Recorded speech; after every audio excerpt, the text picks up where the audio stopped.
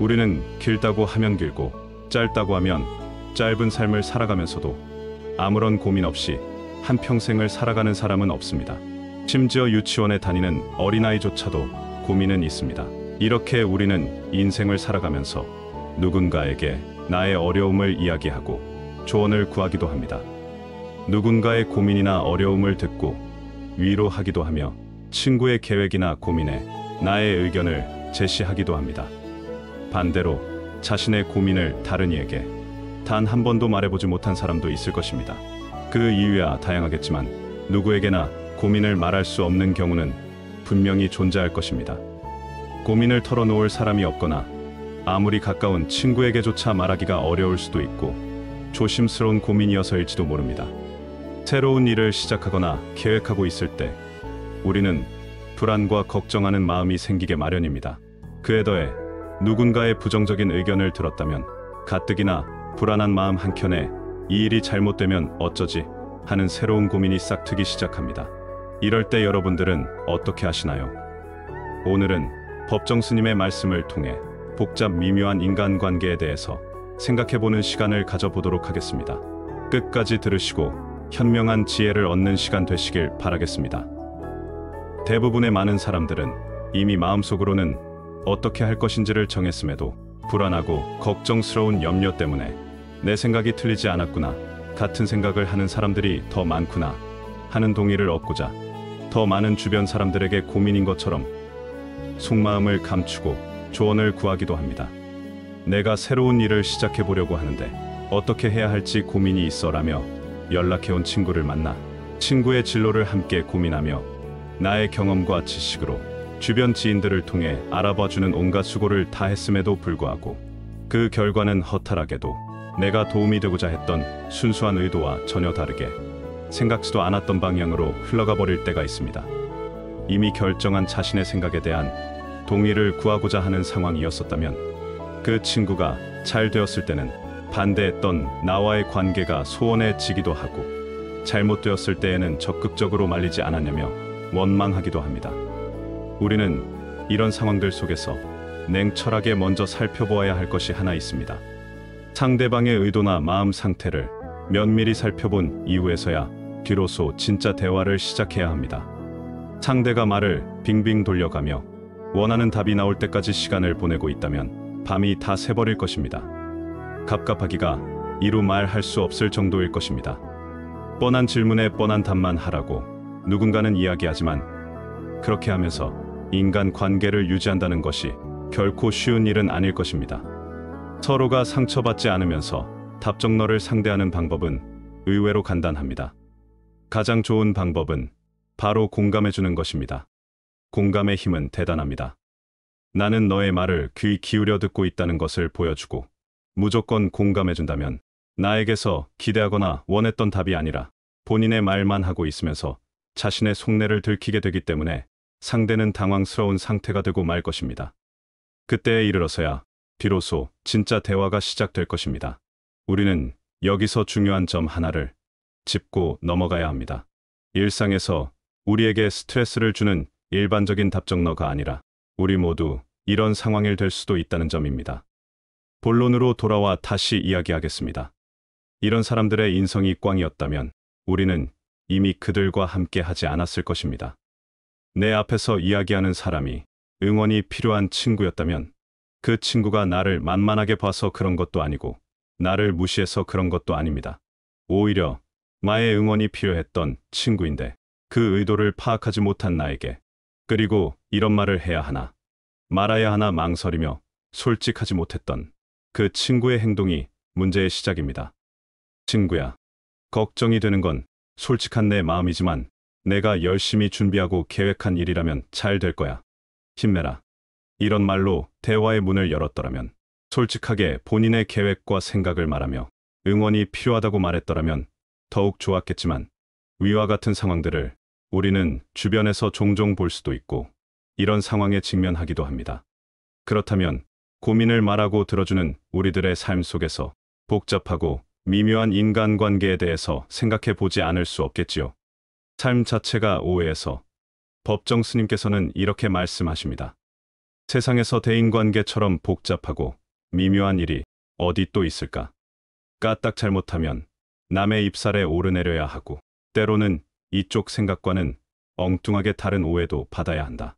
그러면서도 이웃에게 자신을 이해시키고자 일상에 우리는 한가롭지 못하다. 이해란 정말 가능한 걸까? 사랑하는 사람들은 서로가 상대방을 이해하노라고 입술에 침을 바른다. 그리고 그러한 순간에서 영원히 살고 싶어 한다. 그러나 그 이해가 진실한 것이라면 불변해야 할 텐데 번번이 오해의 구렁으로 떨어진다. 나는 당신을 이해합니다. 라는 말은 어디까지나 언론 자유에 속한다. 남이 나를, 또한 내가 남을 어떻게 온전히 이해할 수 있단 말인가? 그저 이해하고 싶을 뿐이지. 그래서 우리는 모두가 타인이다. 사람은 저마다 자기중심적인 고정관념을 지니고 살게 마련이다. 그러기 때문에 어떤 사물에 대한 이해도 따지고 보면 그 관념의 신축작용에 지나지 않는다. 하나의 현상을 가지고 이러쿵저러쿵 말이 많은 걸 봐도 저마다 자기 나름의 이해를 하고 있기 때문이다. 자기 나름의 이해란 곧 오해의 발판이다.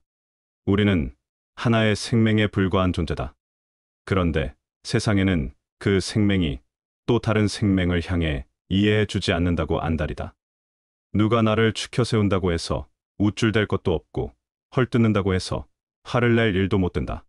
그건 모두가 한쪽만을 보고 성급하게 판단한 오해이기 때문이다. 오해란 이해 이전의 상태가 아닌가. 문제는 내가 지금 어떻게 살고 있느냐에 달린 것이다. 실상은 말 밖에 있는 것이고 진리는 누가 뭐라 하건 흔들리지 않는다.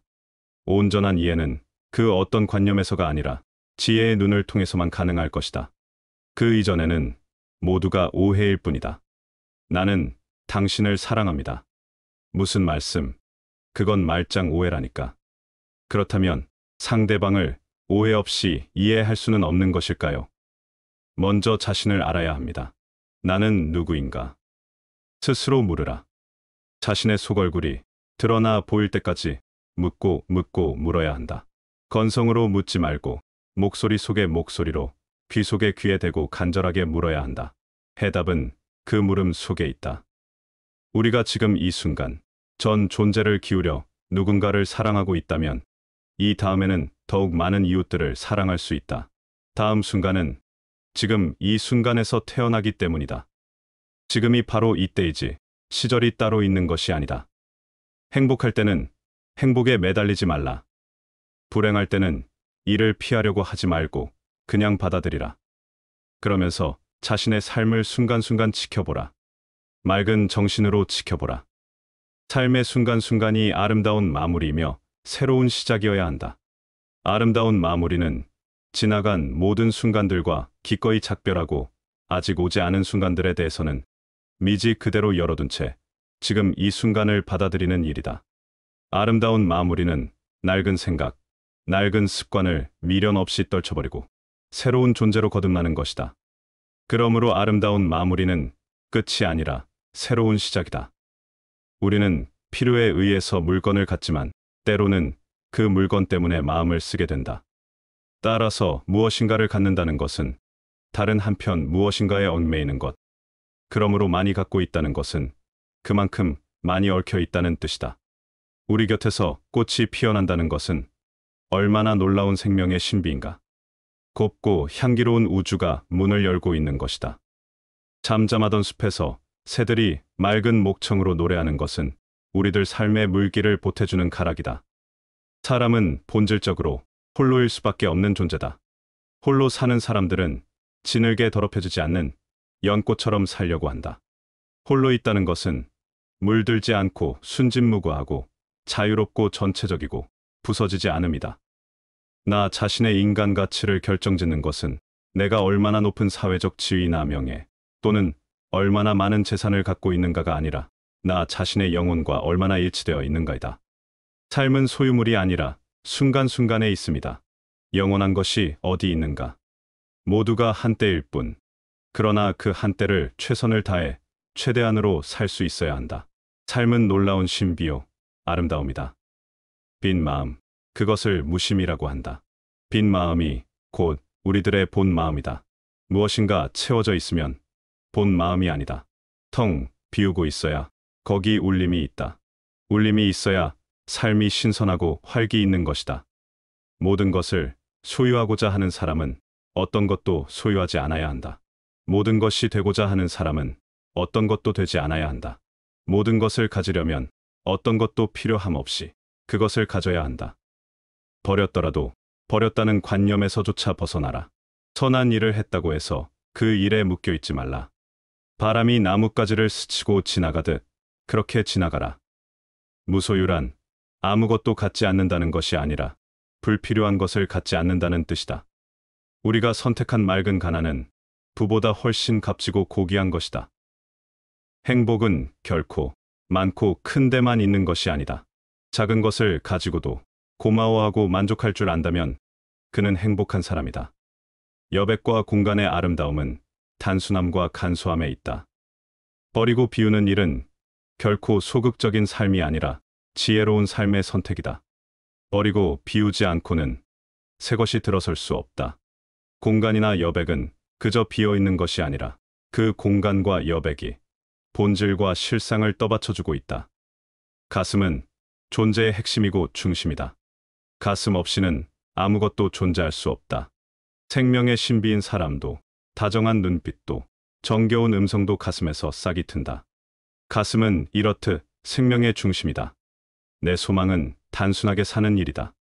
그리고 평범하게 사는 일이다. 느낌과 의지대로 자연스럽게 살고 싶다. 그 누구도 내 삶을 대신해서 살아줄 수 없다. 나는 나답게 살고 싶다. 살보드랍게 흐르는 물도 한겨울 꽁꽁 얼어붙을 수 있듯이 우리들의 마음도 바늘 하나 꽂을 틈 없이 옹졸해질 수 있습니다. 마음이 닫혀 있다면 오늘부터 모두 풀어버리십시오. 마음이 물처럼 너그럽고 따뜻하게 흘러야 인생에서 화창하고 향기로운 봄을 맞이할 수 있는 것입니다. 너그러운 마음은 본심이고 옹졸한 마음은 번뇌입니다. 너그러운 마음은 우리를 자유롭게 하지만 옹졸한 마음은 우리를 부자유스럽게 한다. 우리들 생의 목표는 풍부하게 소유하는 것이 아니라 풍성하게 존재하는 데에 있다. 준비한 영상은 여기까지입니다. 도움이 되셨다면 구독과 좋아요 부탁드립니다. 너그러운 마음으로 나 자신과 주변을 풍성하게 만들어가는 여러분들이 되시기를 응원합니다. 감사합니다.